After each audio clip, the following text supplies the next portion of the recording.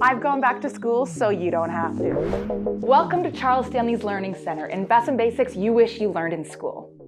So for today's lesson, we've got what exactly is diversification. So have you ever heard the saying, don't put all your eggs into one basket?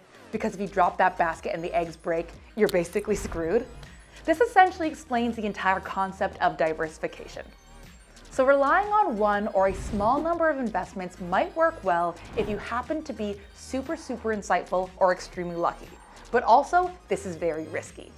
So this is particularly the case with individual shares, especially if they are in small, fast-developing companies rather than steady, dependable ones.